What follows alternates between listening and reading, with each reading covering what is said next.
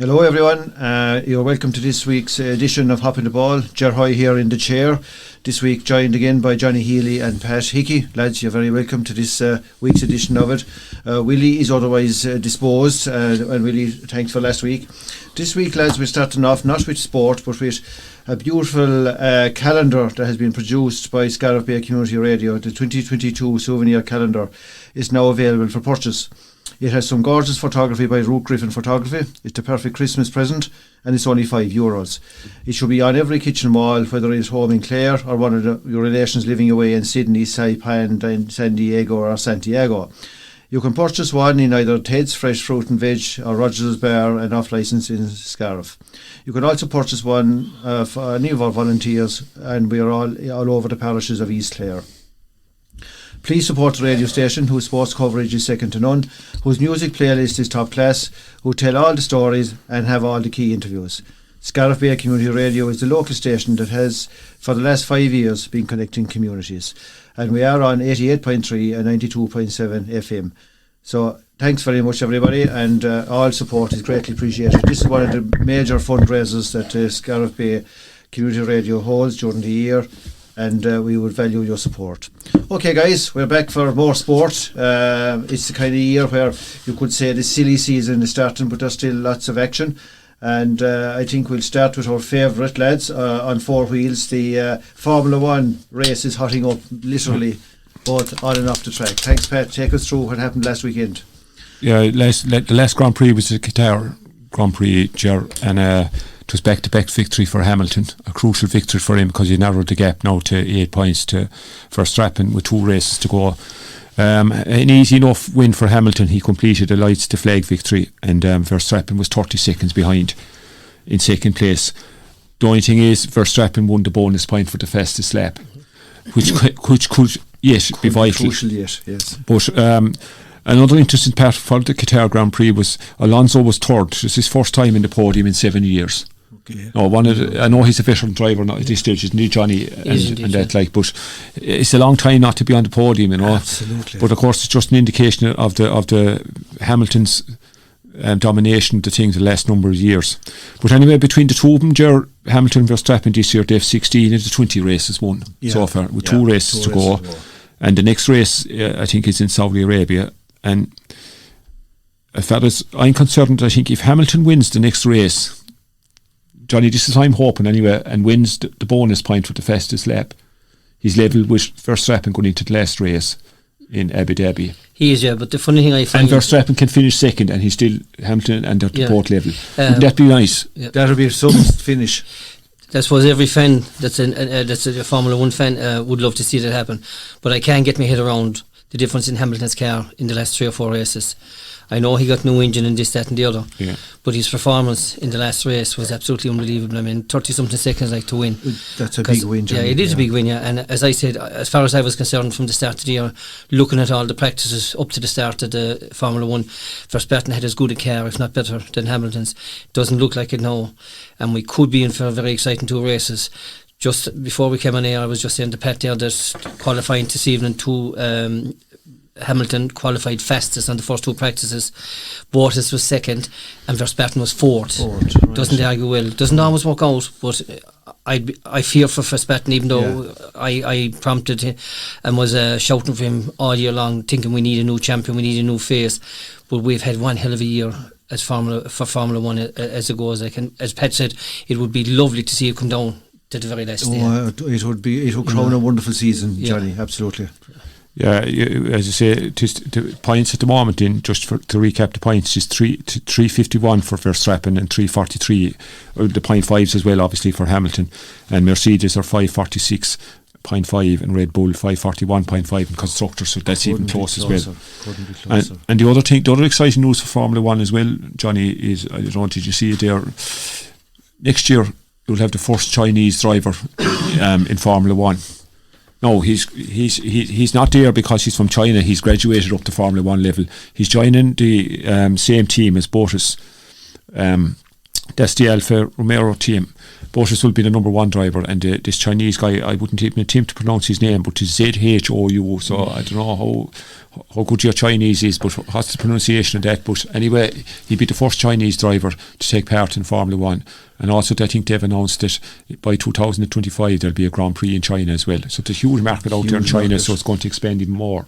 But if you watch what he's driven, he's an exceptionally good driver, a very, very good driver. Again, he's coming in as a number 2 into Botas. Delighted to see that Botas is getting what he deserves, being a number 1 driver, because he's an exceptionally good driver. Yeah. The other thing about it, we were talking about who was on the podium last. The best 2 teams, are first and second, are almost inseparable this year. You know, the construction and whatever have you. That's why everyone else is so far behind them, and that's why only every now and again you see the odd person on the podium with either Verstappen or Hamilton. Like it's nearly always Botas or somebody like that. Somebody like you know? that, that's right. Yeah. Okay. But we need new faces, we need, on the podium, we need new seconds out. But it has been one hell of a year for Formula 1. Oh, the best in years. Like we said the last evening, Johnny, it just has captured the imagination of everybody again. Yeah, I keep saying this, the amount of, even down my own, but the amount of people that's back watching Formula 1. And they're going around with the Formula 1 caps and baseball caps and the whole lot again, which is lovely to see, that they're back supporting the team. But it is, it is. Well, the race between the 2 top men helps the closeness of it and everything, and the excitement around it, And also, of course, both pits, they exchange insults and everything, which adds to the. That's the beauty of it. Yeah, that's the beauty of it. There's no love lost. No, there is not. Between either drivers or, as you say, the crews like. And the other thing, I suppose, from Formula 1, Ger, before we leave it, obviously the race is on this weekend. Frank Williams passed away there a week ago. As everyone knows, he was running the Williams show for years. And a lot of great drivers drove for him. They sure did. But I suppose his most famous driver was Senna. But the misfortune, obviously, everyone knows a bit about Formula 1. The Senna obviously was unfortunately killed in a race back around 94, I think. And subsequent to that, I think Williams was charged with manslaughter. But I think after a few years, I think it was squashed, I think. Okay. But he died anyway only a week or 2 ago there. I think he was nearly 80 or something, I think. But like Damon Hill and Mansell drove for him as well at one stage. A lot of top drivers drove for him over the years, but he was a very big influence on the Grand Prix circuit for years. He was a massive name in it, and I noticed. I think I saw it somewhere during the week, lads, where I'm not sure when it was, how many years ago, that Lewis Hamilton took Frank Williams around a circuit of a racetrack, and and the speed was unreal, and he just enjoyed every minute of it. Yeah. It was, I'd say you can nearly call him Mr. Formula 1, because, exactly, yeah. You really could. Yeah. Okay, lads, by the time we meet again, we have one race left. Or we have the next weekend and the weekend after. They're 1 week after another. So Saudi is this Sunday, and the following Sunday you have the Abu Dhabi, the final one. So by the next 2 races in the next 2 weeks, so somebody here on this table will be crowned World Formula 1 champion. Yeah, exactly. We're sticking with Verstappen now. Yeah. Don't change midstream, Pat. I'm not changing anyway. I'm still sticking with Willie is sticking with Hamilton, Willie could have the last laugh there yet. Oh, it's all to play for, lads. All to play for, Okay, thanks, Pat. Thanks, Johnny. All right, guys. Again, I think we'd like to move on, I suppose, and have a look at the rugby situation. The Argentina match was held since the last time we met. It was, and again, a nice victory for Ireland, 53-7. It was, wasn't it? Yeah. And O'Mahony collected the trophy, so they won the 3 matches, and that's, you can't do much more than that. No. Much better than that. The 7 tries they scored, and they all came from the forwards. Yeah. And Joey Carberry won the man of the match. Now, I didn't see the game because we were at a match, Johnny, weren't we? And the same day live, but I saw a good bit of it afterwards. And it was an instant, obviously, there where one of the Argentinian forwards got lined, not for the first time. No, and O'Mahony took exception to it, and he used a few explicits in it. I think the ref had a word with him. It was funny though. It's not something you'd see that often in the rugby field, but the challenge was dangerous on Keane Healy. Yeah, without doubt, yeah. And the red card was warranted. And the other side of it is, it's his third Yeah. dismissal. He has a You know, had a has few a record. previous. He has a record, like, you know. But the funny thing about it, Ger, the morning of the game, to make them win even better, Jack Conan and Ian Henderson had to pull out the game. They had. And this Ulster, James Ryan, was lost during the game to HIA, and they still won it emphatically. Yeah. And also, Ulster's Timmy, he was at home in bed and he was contacted by Farrell at 7:30 in the morning to get out of bed and come down to Dublin. And he said himself he was lucky he got his number, because people, the only way at that level people be ringing up saying you need it, and there might be a prank call. Correct, yeah. So he had Farrell. So Farrell's number came up, and he had it. He got off one of the Ulster colleagues, so he rushed down to Dublin, and he got 20 minutes of action as well. So it was an unusual day and a great day for him. You know, he got 20 minutes. Couldn't have to go to a B player in Clare. I just know. I mean, I say it isn't very often the lad is in bed at 7:30 in the morning and he's playing international football a few hours later. I suppose, Heeks, a couple of things there you put your finger on. It was all the forwards scored the tries. Like, it just shows you, like, that, you know, you can throw it out, or you can go into the trenches and play ugly or play rough or go physical, like, you know. Yeah. And they used their pack to great effect on several occasions, Didn't like, you know. And the other side of it is, I suppose, unfortunately, it's as far as Argentinians, they're not the side they were 2 or 3 years ago. Not anywhere near it. No, that's been contemplated. He was playing from Johnny, they've gone back a good bit. Yeah, different team, you know. And Ger, we scored 19 tries in 3 games, which is impressive as well, you have to say. Jesus, one time there, if we would score 19 tries in 3 or 4 years. Yeah. You know, different brand. Yeah, different brand. I had a look at the rankings there, just to, you know, at the conclusion of it. We're in fourth. Okay. South Africa, New Zealand, England, Ireland, and France. Okay. But the interesting thing about that weekend, before we leave the international, Ger, all the Northern Hemisphere countries won, and they beat Southern Hemisphere. So I don't know, is that because it was the end of the season for the Southern Hemisphere, or they were tired, or it's a change in the, I don't know. Yeah, but like, it's very hard to tell, Pat, whether the standard has evened out or not. Yeah, like France made short work of New Zealand, like they beat them 40-25, and Wales had a narrow win over Australia 29-28.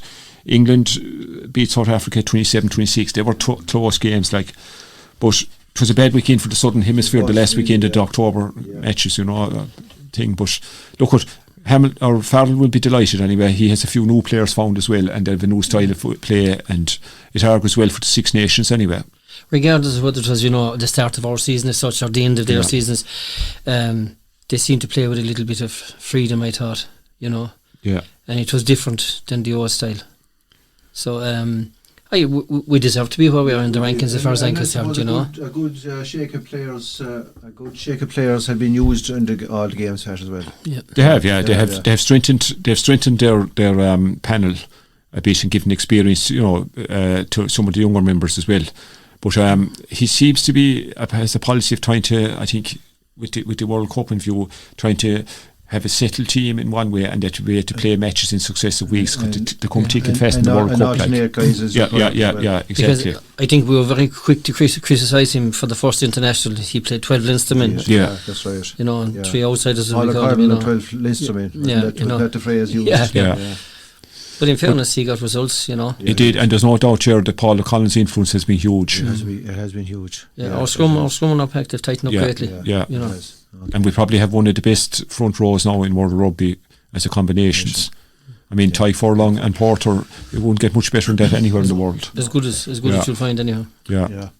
I mean, there's some funny stuff put up online there about Ty Furlong, going back even to when he was playing under 14 football, you know, that he was able to go through the whole field, no one able to stop him. So. Well, the good news for him, Jerry, is he signed a new contract during the week, and he's $700,000 a year. He's the highest paid Irish player at the moment now, so at least they're holding on to him anyway, which is good. But we need to hold on to those players. Yeah. Absolutely need to. But I think he kind of threw a carrot out to him. He signed for the year, and he was off if they didn't up the ante a bit, you know. So they've coughed up anyway, and deservedly so. I mean, if we're top quality, he's outstanding. Absolutely outstanding. Absolutely. Yeah. All right, guys. And so we're moving out from the international, and we're back into the provincial clubs. And Munster had a storied visit to South Africa. They were there, and the next thing is the Omicron variant hit. So did some of the guys from Munster get home? They did. I think they got home during the week, did they? There's quite a few of them home, yeah. But there's still a few out there, you know. Yeah.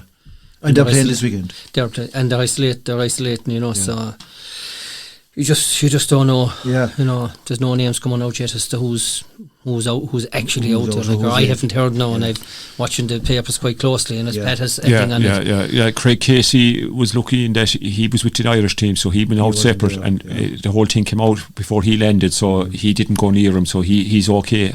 Plus the fact they had the Irish lads weren't gone with him either, the Australian lads and the likes of Dave Kilcoyne, so they have 8 or 9 of their top quality left, but at the same time they're stretched after that, like with all the players, because they have to isolate, and they won't have much prep done for the Champions Cup, and I think the powers that be won't grant a postponement anyway, so now I think they're allowing them to register players up to 4 days before they play Wasps, and at best I'd say they'll hardly beat Wasps if they're really depleted, like I don't know. The only thing I would say is don't ever write off a Munster side. Well, that's true too. We might galvanise them, but there'll be lads that will get a chance to play in it that mightn't have got a chance this year anyway. That's always the silver line in these situations. But like the lack of match practice isn't going to help, No. With them. But last Friday, like I really enjoyed the Connacht Ospreys game. It was on TG Cahir, and they had a very impressive win over the Ospreys. And this guy, this Mark Hinson, he impressed me, and I think he's kind of near enough to the Irish setup as well. And he's very very encouraging sign to see. He got a try, and he was very lively in attack, and powerful going forward, And sure, look at Leinster, 100% record came to a short in the end. Ulster did it. Ulster, But even going back to the Connacht game, Pat, they were frightfully unlucky in Thomond Park against Munster. Time and again with relation to the try that was forward, and every now and again though the small little bit of inconsistency comes in. You can never see them to get 6 and 7 games on a run. That's the they get maybe 3 and next thing they could have 3 defeats. Whereas compared to the likes of Leinster or Munster, but they were frightfully unlucky that night in Thomond Park. So I was delighted. You're right, Pat. They played very well the other night. And it was good to see Leinster beaten as well. Like, it's good for rugby, Yeah. Good. I mean, it's good to see they can be beaten. Yeah. And I mean, no disrespect to also, they're under there. They're a serious side. Oh, definitely, yeah. So, look, as you say, I agree 100% with you. Ulster, if Connacht can get more consistency, they'll go further. They lack that little bit of consistency. They can be brilliant one day and they mix the mediocre the next day. The bad, like. Yeah. So, but.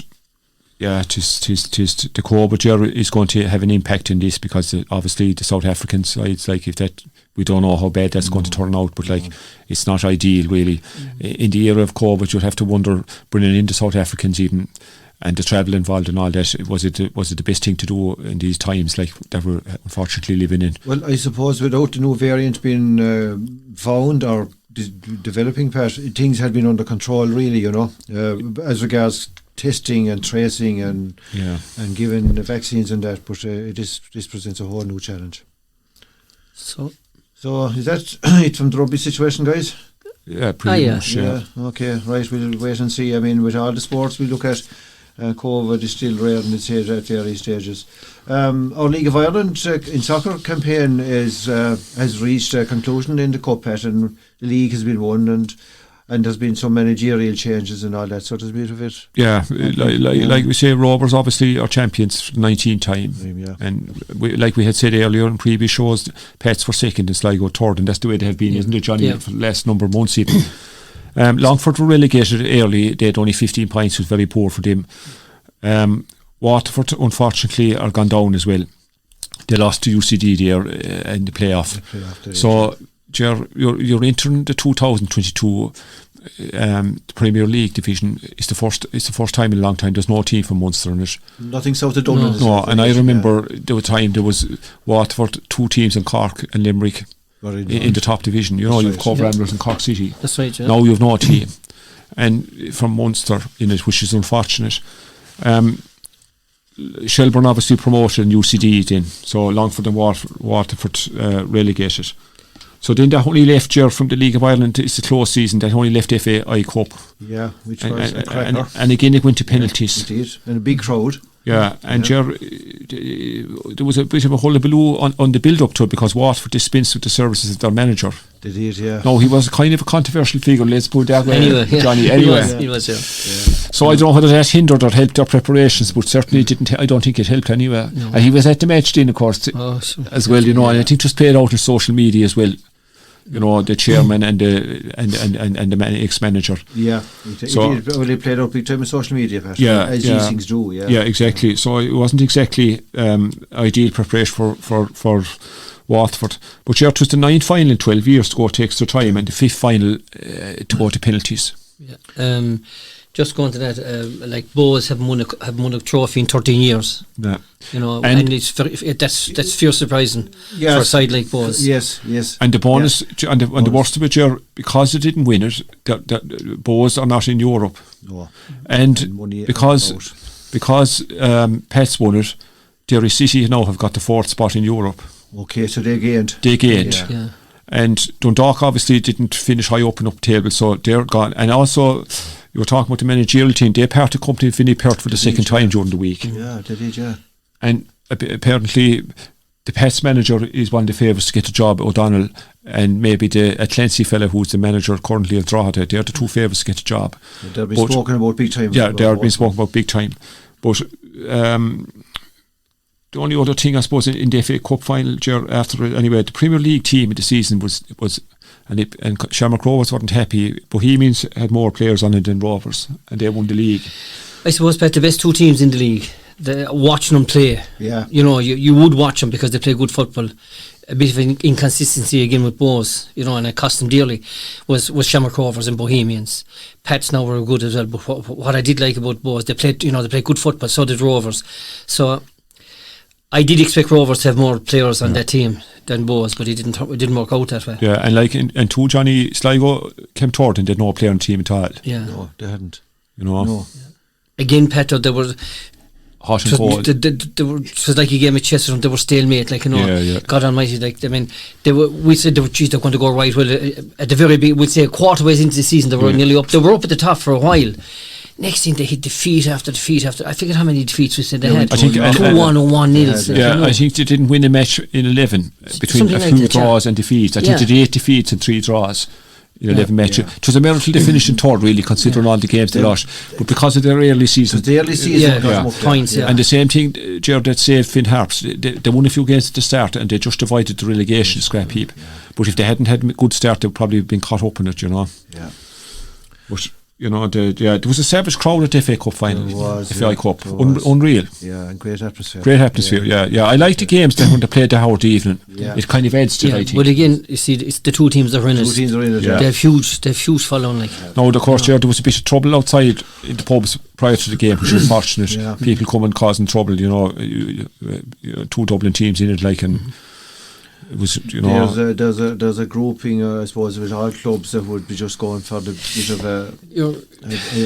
of trouble like that, lads. Yeah. I remember it's very hard to stamp it out. I remember years ago, and I'm not just picking them out. When I was in Cork, Shamrock Rovers used to come down to play Cork Hibernians and Cork Celtic, and unfortunately they were minority, but there was a group following Rovers at the time, and all they came for was trouble. Yeah, that's all. Yeah. So they're with every club. I was in Limerick for an FAI Cup a number of years ago. And the old Marcus Field Rovers came down to play, and the exact same thing. They were beaten 2-1 in the day, and all hell broke loose. Again, it was only by a minority. Unfortunately, they are there, and there isn't an awful lot you can do about that. And sure, Johnny, in the recent game after they won the league, they were down in Watford, and they threw firecrackers into the pitch. Remember, a couple of players nearly got hit from the guards were investigating. I don't know what the repercussions of that for Rovers. I didn't hear anyway whether it's still hasn't been decided, but that was unfortunate as well. Again, no place for that. There's no place for any sport. Which is minority, unfortunately. Yeah. And they ruin it for everyone else, for the genuine sport. Yeah, they do, yeah. Okay, Johnny, you have your Man United top on. I see your new signing Ronaldo has scored a few more goals. Yes, indeed, yeah. Yes. Look, I mean, everyone was criticising him, Carrick, for not playing him last Sunday against Chelsea, and looking at the pace of the game from a Chelsea point of view, and how they didn't win the game as they were beyond me. It was corner after corner after corner. United were very unlucky to score. Very lucky to score. I mean, the defender, he went to take the ball down, hit him in the knee, and we had just two guys running. He even stopped there because he knew he was caught. I couldn't see any great issue. Now, against Arsenal, it's a different kettle of fish. Slower game, or home, whatever.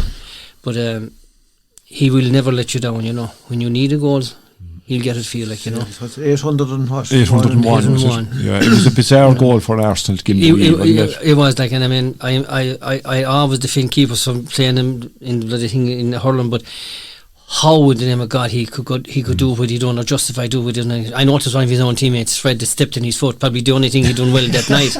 Well, he was in I mean, he should have hobbled or something and didn't look for attention. But to do what he done, God Almighty, another 10 wouldn't do it. But look. Again, that's the best three sides are up where they are. Liverpool, City and Chelsea. They are the three best sides in it by some distance, That's right, yeah.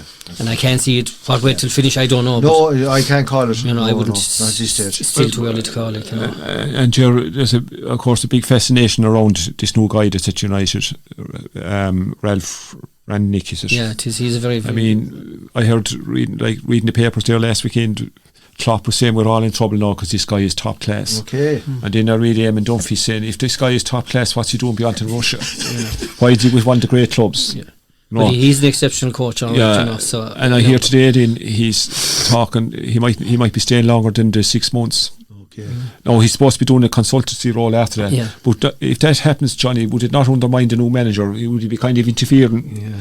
It's hard to know, isn't it? It's hard to know the role of what he is. In that situation, it's just hard to know. Yeah, but I think he takes no prisoners anyway. I say he'll shake him up anyway. You know what I mean? Like there was rumours that he picked the team to play Chelsea through or fast. No, I can't say that. But you look at papers, stories and papers. They'll sell Dunphy coming out having his spiff. People will read it. Of course. I mean, he's a good coach. Whether he's going to be there for a year, 2 years, 6 months, I don't know. Apparently his contract, it took him a month to come to an agreement on it, so obviously they decided to dispense with Solskjaer. No, I have to say, Johnny, I don't know, you're a United supporter obviously, but after the Watford game, Solskjaer went down to the United supporters to thank him, usual, and he got tons of abuse from them because they were frustrated. Do you remember Fernandes got involved with the crowd and they had to pull him back? I don't know what was said, but you could see Solskjaer was upset, and he loses all over. Well, sure. Now the players have a good time for him, but yet some of them didn't perform. They didn't rate him as a manager. That's the impression I got. No, whether that's right or wrong, I don't know. Reading social media all week, truth be told, there's an awful lot of those United players have an awful lot to answer for. For having him in the predicament he wound up in, because he's a good manager. When he came in there, maybe he wasn't the manager for Manchester United of today, but he most certainly is a decent manager.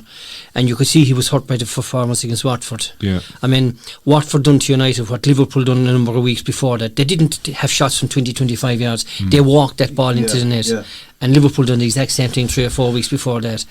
And they never learned from they didn't learn from the lessons. But the other thing that strikes me, Johnny, is David Moyes went to United, right? He was a successful manager and he had a nightmare at United. Funny thing about David Moyes, and I defend him to the hilt, was it was a poison chalice he took over, because he took over a very old team. Yes, and that's the one thing I didn't realise. That's what he had. Okay. And it's sad to hear, a genuine sportsman, and a good sportsman. Absolutely. Something like that. Such a pity. And look what the matches will become thick and fast now, Johnny, at the Christmas period coming up. It could be a pivotal point in the season. There comes every two days there during the season. The Christmas period can make a break. And you're halfway through the season, and we have an old joke below in Killaloo, nobody wants to be the fairy on top of the Christmas tree. On Christmas, because they're there to be toppled, but you're right, Hicks, the games do come fast and furious, and that's when your squad will be tested. And then you have the interesting thing with come January, with the transfer window, who's going to be moving where and who's going to be signing this one and that one. There's rumoured anyway, Jesse Lingard is going on a permanent switch to West Ham. I wouldn't be surprised, because he was quite happy there. Yeah, he was actually. And he was scoring goals for fun. Yeah, he was. That's true. And so that just leaves us, I suppose, with the local soccer scene. I was looking at the table there in the Premier. Shannon Town, Ger have hit the front there in top. Okay. Now they've a game played extra Avenue or Newmarket, but they're in 18 points. Now I'm working with two fellas that play with Shannon Town, and I was talking to them during the week. They have 38 players in their squad. That means you can have 3 teams and still 8 subs. Now they got 2 players, a bit lads missing and different things, but it's a huge squad to have. So they're competing in the Junior Cup as well, and they're going well in that. So that just goes to show the amount of people that's playing soccer. And Shannon have 2 teams down. There's another team down there in Shannon as well, but Shannon Olympic, yeah. That's right. But hopefully now, if Shannon Town can maintain, you can have an exciting race in the Clare Premier League, not having Newmarket and Avenue between them every year. The 3 of them. Not having a 2-horse race. Let's have a 3-horse race. Yeah, exactly. Yeah. And Ger Tola are going very well still going very well in the first division. Yeah. They have 18 points in 6 games. That's a full 100%. Yeah. Newmarket be. They have a good squad as well. They have a big squad, Pat. They have very big, and a lot of younger players. As well, they have a big squad. Newmarket B are in second, and Cool FC are in third. You know, so and in the FAI Junior Cup, Ger Avenue, Innistown and Shannon Town are still in it. Yeah. Now, unfortunately, Innistown and Shannon Town have to travel away to play the next round in January. Avenue are at home to Youall United, so there'll be a good chance maybe winning that. Yeah, they would have. They were away in the last round in Mixford. That's right. Now, of course, the few hurlers that are playing will be out of action. Rory Hayes plays with Shannon Town. He won't be able to play come January. You know, but Gary O'Connell, or Woltones, he don't hurl no more. He's an excellent soccer player apparently. He's playing with Shannon Town as well, so they have a lot of talent. His brother Dahi is a very good soccer player. Good soccer player. Yeah, he is. You know, so we might have an exciting thing in the Premier Division in Clare now as well to look forward to in the coming months. Yeah. Johnny, there was someone you mentioned there, Jack Brady. Oh yeah, I mentioned that Jack. He was promoted with Shelburne to the Premiership this year, but where's he from? He's originally from Ballina, just across the river from us, and apparently he signed there during the week for Treaty United. Yeah, the thing about it is it's a lot closer to home to him. You know, I remember when he was on a squad up there, and his father was driving up 2 or 3 times. Twice a week for training and another weeknight in for games.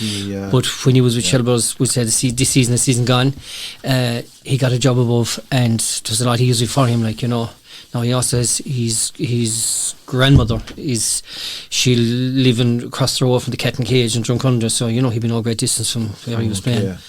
But I haven't been talking to his father, nor I haven't been talking to Jack himself, but he has signed for a treaty anyway. You know, nice to see a local fella. You know. Go back local. Yeah, that's right.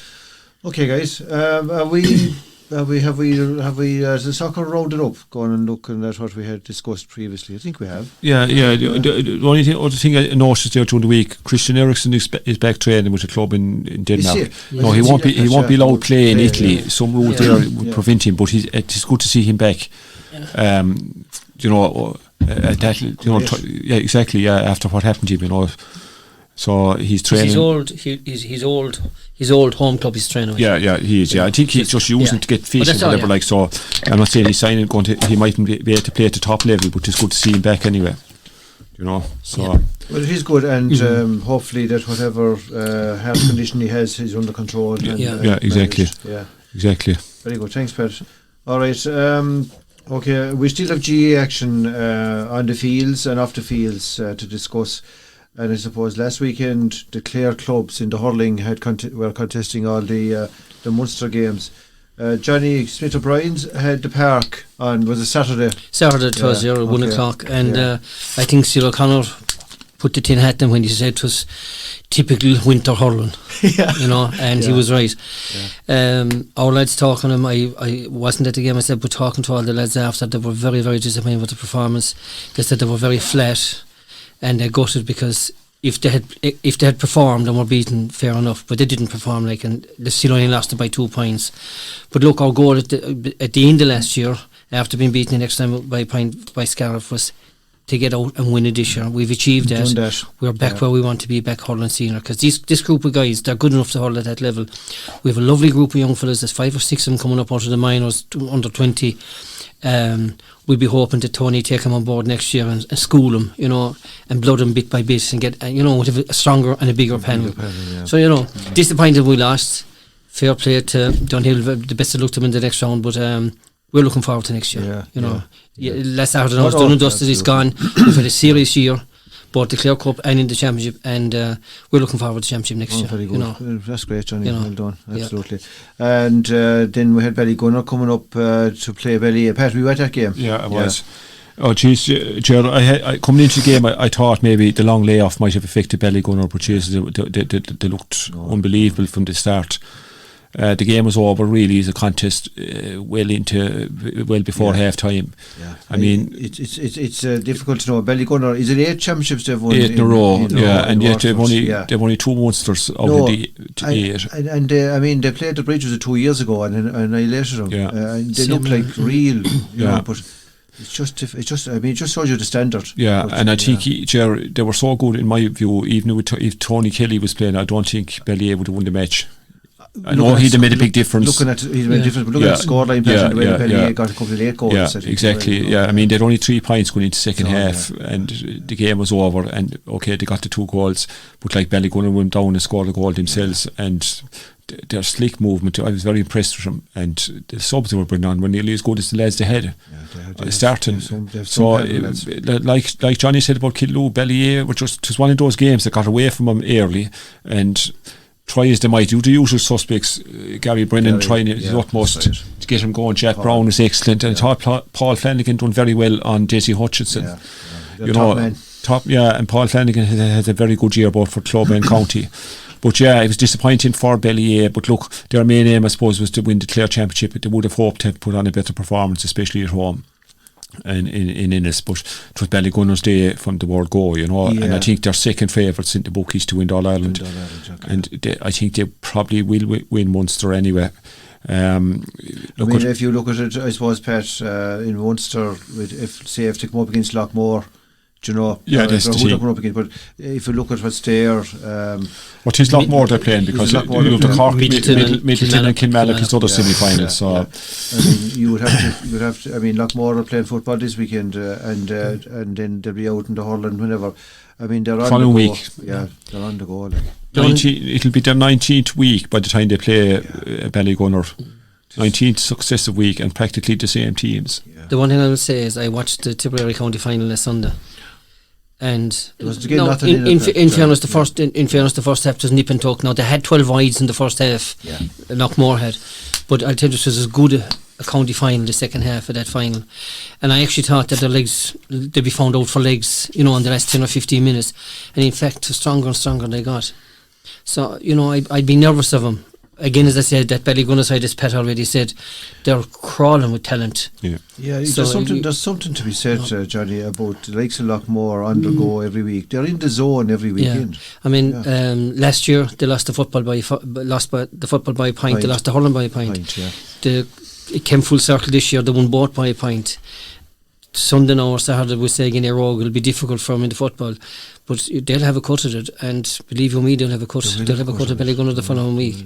Do you know? They will, for sure. So it'll be interesting to see. But very interesting. But going on form and maybe going, if you reckon Ballygunner would be able to do it and win out in Munster, but they are a good side, Ballygunner. O'Gunlow then of the three Clare teams had a win. They played in the Bridge. They played, which is fantastic. Bricky Rangers. And they beat them by goal in an exciting game. I listened to it during the week there on the Scariff Bay commentary. Leo and Pat Mack and John McKenna was doing analysis. It was excellent coverage as usual. Because Leo had John for the county final as well. And despite the fact that Gunlow hadn't their full team out, they were missing 1 or 2 injuries. They were missing Chappie O'Brien. Barry Healy was back, dropped in full back from, which would be an unusual player. So he has played centre back from, but not full. And yes, again, young Sheedy played a pivotal role. They kind of copped onto him after early stage and surrounded him a bit and nullified him to a certain extent. But himself and the other guy up front in the forwards for Gunlow was Well, Henry Vaughan, yeah. He got a goal from Henry, he led on some good scores for his colleagues and that. So look, they're flying the flag for Clare hurling anyway for next round. So it's fair play to them. And again, their main aim is to win the junior championship. This is kind of a bonus territory for them. Oh, totally bonus, and get out of Clare. Yeah, and the best luck to them the next year now. But with the group of fellas they've over them, like with Donald and Pascal and John McMahon and they have McNamara, Kevin, is it from the Mills? No, Ellen Dogan. Sorry, Ellen. I keep mixing this room up. They have them. No, they're very level-headed. They have them grounded well, And as I said here previously, a lot of these guys have hurled from under 12 and under 14 the whole way up along, which is a huge improvement for a gun hurling. Just what you can do. Yeah. So the best of luck to them against Kahina Rinka from Tipperary. Yeah. Because they won their first game against Kerry team. Did they Kahina Rinka? Did they play? I'm not sure who they played now, Pat, with okay. It won't be bad. Not bad. And this weekend into football.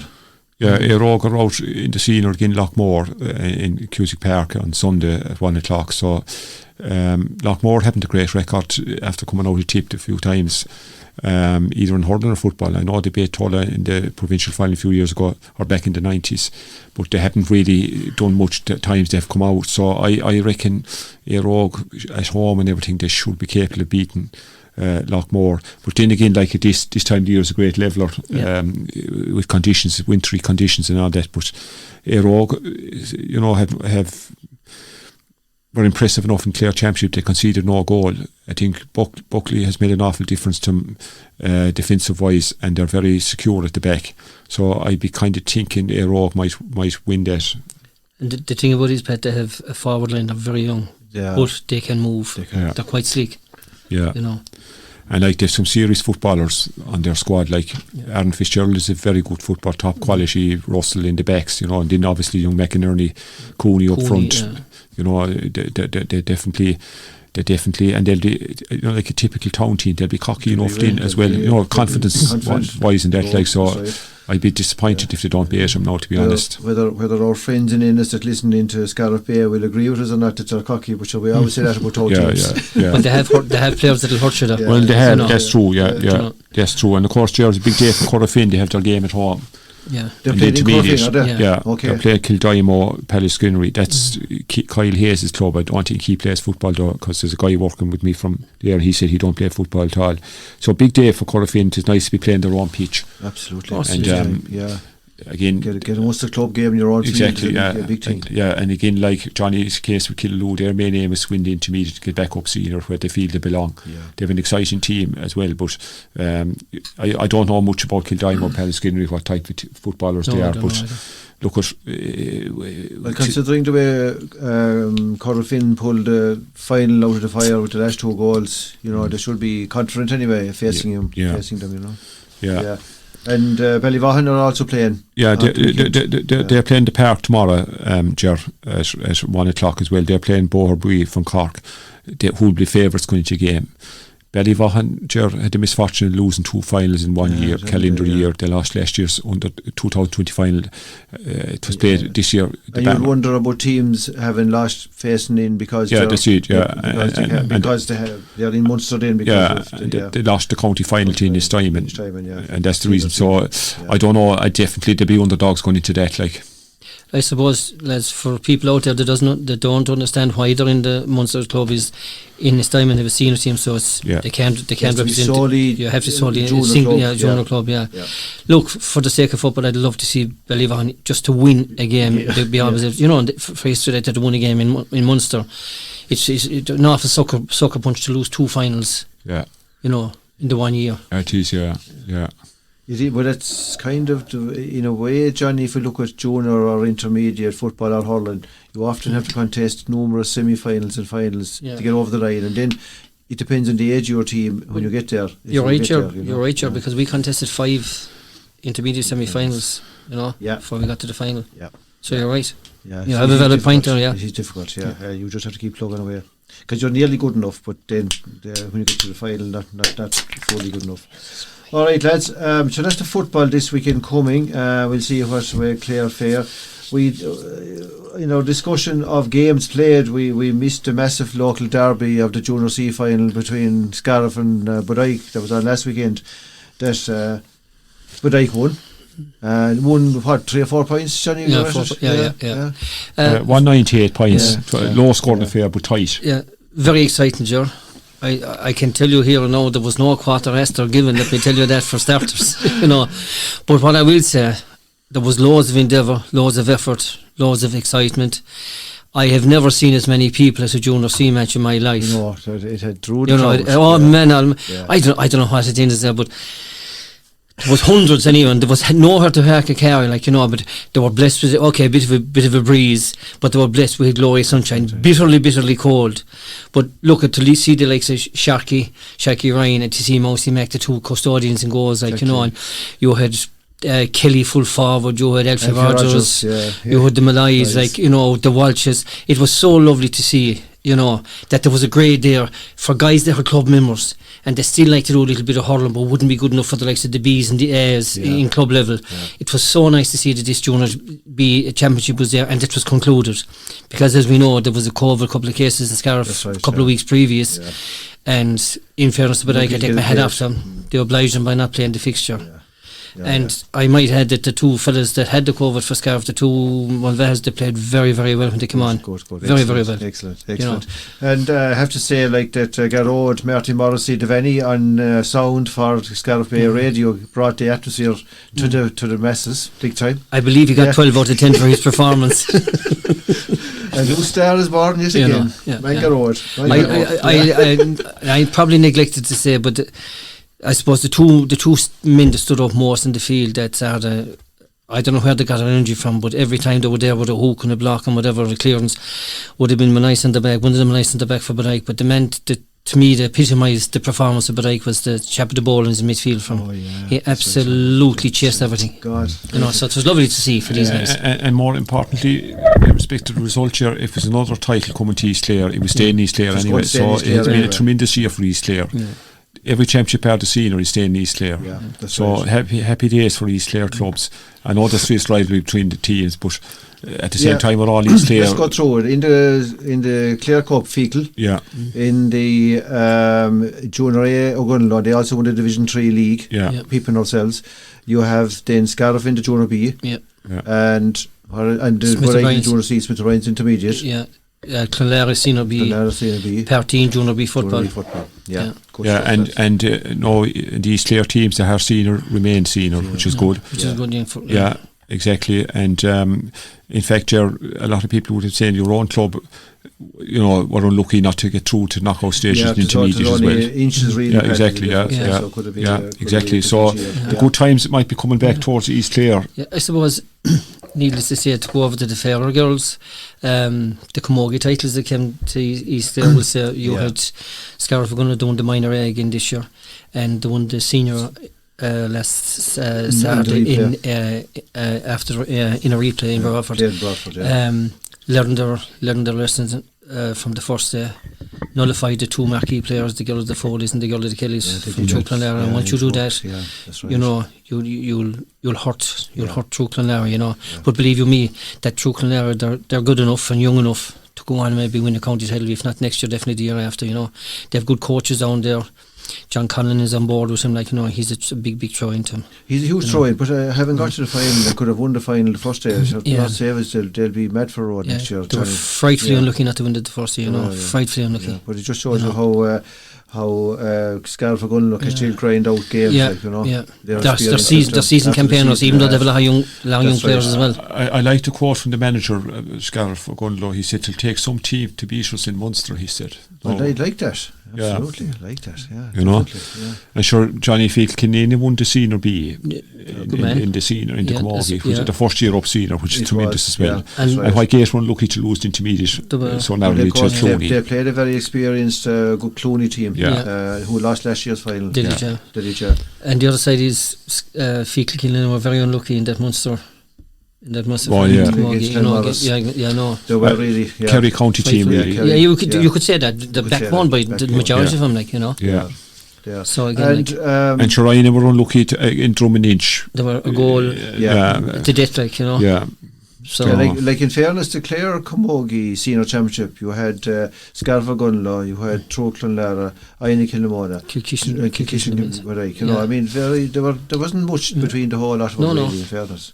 You know, so yeah, it's looking good, all right, for Camogie. And just on Pat, you were mentioning off air that Clonmorris from Kerry, they're potentially in two competitions. They're into the All-Ireland semi-final as a result of last week's win over Fecal Kinane, the 2020 version. Yeah. And they're also in this year's 2021 Munster semi-final. They're playing Clooney. Now, if they win the 2020 All-Ireland Junior, that rules them out for the concluding stage of this year's championship. I know also there's a team from Waterford. I don't know what way it works as well. Yeah. Scariff Gunlow don't rightly know who they're playing yet. Oh, okay. There's a possibility it'll be in Scarra. Yeah. But there's also a possibility if this Waterford team, whatever competition they're playing, if they win it, it could very well be them. Okay. You know, it's so I kind of think the Camogie board would have been better off if they had wiped last year's competition completely, rather than, because they're running into the difficult situation. Yeah, exactly. Yeah. I mean, the GA would say the men's game they just dispensed with it completely last year's championship. Yeah. It's cleaner, isn't it? Yeah. You know, the Munster Camogie Council just postponed. That's all they did was postpone them. Yeah, you know, to see it be wise afterwards, but look at. That's what they did anyway. Okay. You know, and of course, the other big hurling news, Jerry, is that Crusheen won there to Peel. Okay, I didn't even realise they were going to Peel. Yeah. So that's putting that back in the melting pot now with the county board. And someone would say, geez, a typically Clare county board, yet another blow to an instant they could have done without. Lads, as we shaped up to take part in the competition by doing referendum, umpiring or doing line, it was a kind of a strange competition, the whole relegation round robin. Well, it came a proposal from Poigate. Yeah. They wanted round robin to give teams a couple of chances. Yeah. The cleanest way to do it, as everyone knows, was to have a draw and the two losers go down. There was 4 teams in relegation and 2 losers, 1 match go down. It would have been the easiest way of doing it. It was always likely to happen when there was 4 teams in it, and not apart altogether from Clarecastle, there wasn't much between the other teams, and they were going to fight on their backs to stay up anyway. Pat, if you remember this night 4 weeks, we had a small conversation about this. Did scoring averages come into it? And we said there was no mention of scoring averages at the beginning of the competition. They changed it halfway through. Yeah. And if I'm not mistaken, I think Colin Brown and his Masters Fixtures group that do all the fixtures during the year, I think they have stepped back or stepped down over the changes, Johnny, as far as I know. Okay. So there has been whatever changes occurred anyway, it has landed us back at Groundhog Day, because all the teams that are involved in relegation could conceivably stay up. Yeah.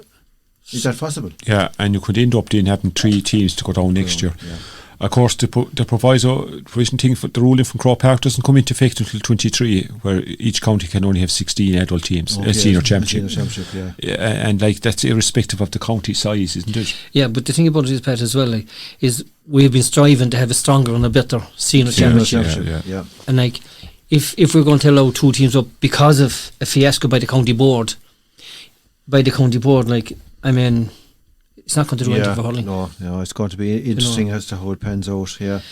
So I wouldn't like to be making a prediction anyway. No, I wouldn't like to go asking any of the teams to go play it again anyway at this stage of the year. More than likely they'd refuse. Yeah. Okay. And Clarecastle would probably look to stay up as well, Yeah, well, I mean, would they be within their rights if the whole competition is turned into doubt like that, Pat? Yeah. And I suppose, still talking off pitch, the Clare County Convention is coming up on the 14th, is that right? Yeah. There's a contest for the chairmanship. Jack Chaplin is standing again, and Kieran Keating has been nominated. He's going against him. Yeah. Kieran is attached to Nave Own Club, but based in the Bridge. Okay. And he was involved, I suppose, in the new development and the new 5-year plan. Yeah, he was the county board representative on that committee. Yeah. Have we somebody coming in as treasurer? No. We have a contest for treasurer as well. Michael Gallagher is staying, wants to stay, and he's up against Rebecca Sexton from Kilmurray Bricken. Okay, interesting. And also, to add excitement, there's a chairman, vice chairman. There's a couple of candidates. Michael O'Connor, Curtin PRO, Crusheen, Paddy Smith, who's declared he's standing there, Rogue Secretary. He's a Rogue, and Niall O'Brien hasn't declared whether he's standing or not, but he's nominated. Does that mean so? We could be looking for a new PRO, Pat? We could if Michael O'Connor is successful. Yeah. And there's no one nominated for PRO, no. Okay. And there's also a contest for the assistant treasurer. Current incumbent is Tony Brohan, who's standing. Is he standing? He is. Yeah. He's up against Niamh Madigan from Kilrush. Has indicated. There for years. And the remaining officers are returning unopposed. So they're the contest for chairman, vice chairman, treasurer, and assistant treasurer. Take the excitement. Yeah. If you could call it that. It's on the 14th of the. That's a Tuesday, I think.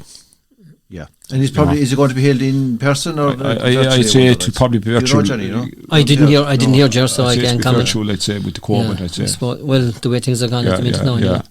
And Ger, quickly moving on, Dean, before we get ahead. Obviously, next Friday night, the All-Stars are announced. And hopefully Tony Kelly, I'd say, will probably get an All-Star alongside Will O'Donoghue. He done nominate for midfield. They're probably the most likely player. Probably Rory Hayes and Cathal Malone. Unfortunately, they're up against the opposition. They won't. Hayes has been unlucky because there's top opposition there. I mean, Sean Finn, Cathal Barrett, Nash, Sean Donoghue. You know, it's Rory is up there with him. But like, he's a good year. A good year, yeah. But I'd expect Waterford to get one or two. I think Prunty might get full back. He could. In fairness to Rory, like, he's been defined a year for us. He has. Yeah. Oh God, massive. Defined a year. And obviously, I think the whole ceremony has been cancelled. Because of COVID. He 2 years in a row now it is cancelled, and for lads, it's a good night out for the lads, and you can mix with lads who usually be in opposition to as well. You know, Keane Lynch is probably his odds on to win Hurler of the Year, and hopefully young McCarthy might get Young Player of the Year. Aidan. He's a good shout. He has a good shout. You know, but you just don't know. He has a good shout. And Ger, good news for Colm Collins anyway. Clare invited Kerry in the Munster football. Did we invite him? Yeah, thanks be to God. 7 or 8 years now. We've been doing lucky ones. Playing Kerry. Clare are playing Limerick and Teep are playing Watford, and the winners play each other in one semi-final, and Cork and Kerry play in the other semi. So we've a good chance to get the Munster final. Do we go back to the same format now, Pat? Have we the existing format next year, this coming year, or is it like this present season? Knock out, you're gone, your year's over. The knockout, you knock out, you're gone, and I think they're supposed to be tweaking this new competition. I know it got voted down, but I haven't heard anything fresh from that. Okay. And you're talking of introducing this Telton Cup. There's a working group. Working group on it. They haven't come up with a proposal, but they're kind of determined to change the format of it anyway. For the coming years, you know, and obviously the hurling is starting the 16th, 17th that weekend of April, which is very early, and finishing in July. And Clare will buy the first day. But look, we have an exciting game. We're playing at home again, Limerick and Watford, and we're travelling to, I believe, the Cork game will be in Thurles, because there's some concert each year and something, and we're playing Teep in our first game. That's in Thurles, so Thurles 2 trips to Thurles and two at home. So I'm already looking forward to the Clare Limerick match inside in the Pack Cusick Park, because I'm telling you, Ger, Clare could rattle Limerick inside the Cusick Park. And wouldn't that be something? We want to beat them. Yes, indeed. Going back to the Cork game, there was, of course, when they heard about the Sheerton concert, there was talks then they were going to play it in Park Arena, which I mean, that was a non-runner for more goal, like, you know. Yeah. All right, lads. Just talking to Cork before we sign off. Just want to, suppose, pay our respects and condolences to Shawnee O'Leary's family. Shawnee, who broke our hearts more times than I can remember as a young fella in the 70s with brilliant goals, and especially during the centenary year, I think he got a great goal against Tipperary. So Shawnee O'Leary passed on, and he was one of he was unbelievable. And Jerry, he played with one kidney for years. And a lot of people didn't know that. Yeah, a great player. Probably wouldn't be selected in the modern era because that was the way, you know what I mean? The other side of it is, I often wonder now, did he throw half them bloody balls into the net rather than canvas? You know, but like Jesus, he was lethal beside Jimmy Barry. Oh yeah, absolutely. So lads, we've come to the end of this week's edition of the programme. I just want to thank Johnny and Pat again for your invaluable information and chat, and again, listeners, just remind people the Scariff Bay Community Radio 2022 calendar is for sale. in local shops here in Scariff, and also by all the volunteers who are associated with Scariff Bay Community Radio in all the parishes of East Clare. They're only a fiver. They're beautiful pictures by Ruth Griffin, and well worth getting for the Christmas and giving them out as presents. So from this week's show, folks, Ger Hoey here signing off and thanking Johnny Healy and Pat Hickey, and talk to you next time. Thank you.